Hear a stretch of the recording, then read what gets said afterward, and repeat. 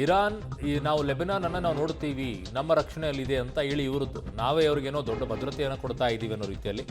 ಕಾರಣ ಅಲ್ಲಿರುವಂಥ ಬಂಡುಕೋರರು. ಭದ್ರತಾ ಸಚಿವ ಸಂಪುಟ ಸಭೆಯನ್ನು ಈಗ ನೇತನ್ಯಾಹು ಕರೆದಿದ್ದಾರೆ. ಸೊ ಮಧ್ಯಾಹ್ನ 1 ಗಂಟೆಗೆ ತುರ್ತು ಭದ್ರತಾ ಸಂಪುಟ ಸಭೆ ಕೂಡ ಇದೆ. ಇರಾನ್ ದಾಳಿಗೆ ಪ್ರತೀಕಾರದ ಹೆಜ್ಜೆಯನ್ನು ಇಡ್ತಾರ. ಆ ಕಡೆ ಟ್ರಂಪ್ ಹೇಳ್ತಾ ಇದ್ದಾರೆ ಅಂಥದ್ದು ಯಾವುದೂ ನೀವು ಕ್ರಮವನ್ನು ತೆಗೆದುಕೊಳ್ಬೇಡಿ ಅಂತ. ಟ್ರಂಪ್ ಮನವಿಯನ್ನು ಧಿಕ್ಕರಿಸಿ ಈಗ ಇಸ್ರೇಲ್ ದಾಳಿ ನಡೆಸೋಕೆ ಮುಂದಾಗ್ತಾ ಇದೆ. ಸೊ ಟ್ರಂಪ್ ಮನವಿಗೆ ಇಸ್ರೇಲ್ ಡೋಂಟ್ ಕೇರ್ ಅಂತ ಹೇಳ್ತಾ ಇದೆ. ಎಷ್ಟು ಅಂತ ಸಹಿಸ್ಕೊಳ್ಬೇಕು? ಅಮೆರಿಕಕ್ಕೆ ಏನಾಗಿದೆ ಅಲ್ಲಿ? ಅಮೆರಿಕ ದೂರ ಇದೆ, 12,000 ಕಿಲೋಮೀಟರ್ ದೂರದಲ್ಲಿ. ಅವ್ರಿಗೇನಾಗಬೇಕಾಗಿದೆ? ಅನುಭವಿಸ್ತಾ ಇರೋದು ಇಸ್ರೇಲ್ ಇದರಲ್ಲಿ. ಸೊ ಈ ಕಡೆಗೆ ಎಲ್ಲವೂ ಕೂಡ ಶಾಂತವಾಗಿರಬೇಕಾದಂಥ ಸಂದರ್ಭದಲ್ಲಿ ಇರಾನ್ ಯಾಕೆ ಹಾಗಿದಾಗ ಬಂಡುಕೋರನ್ನ ಹೊಡೆದಾಕೋದೇ ಬೇಡವಾ ಹಿಜ್ಬುಲ್ಲಾ?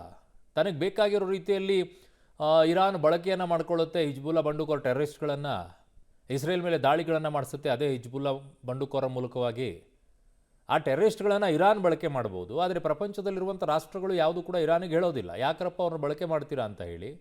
ಅವ್ರನ್ನ ರಕ್ಷಣೆಯನ್ನು ಲೆಬನಾನ್ ಕೊಡುತ್ತೆ. ಆ ಲೆಬನಾನ್ ಮೇಲೆ ದಾಳಿ ಮಾಡಿದ ತಕ್ಷಣ ಇರಾನಿಗೆ ಉರಿ ಹತ್ತುತ್ತೆ, ಇರಾನ್ ದಾಳಿ ಮಾಡುತ್ತೆ. ಅದಕ್ಕೆ ಇಸ್ರೇಲ್ ಪ್ರತೀಕಾರವನ್ನು ತೀರಿಸ್ಕೊಳ್ಳೋಕೆ ದಾಳಿ ಮಾಡಿದರೆ ನೀವು ದಾಳಿ ಮಾಡಬೇಡಿ ಅನ್ನತ್ತೆ. ಅವಾಗ ಇಸ್ರೇಲ್ಗೆ ಹೊಣೆಗಾರಿಕೆ ಅಂತ ಹಾಕ್ತಾರೆ. ಚೆನ್ನಾಗಿದೆಯಪ್ಪ ಇದು.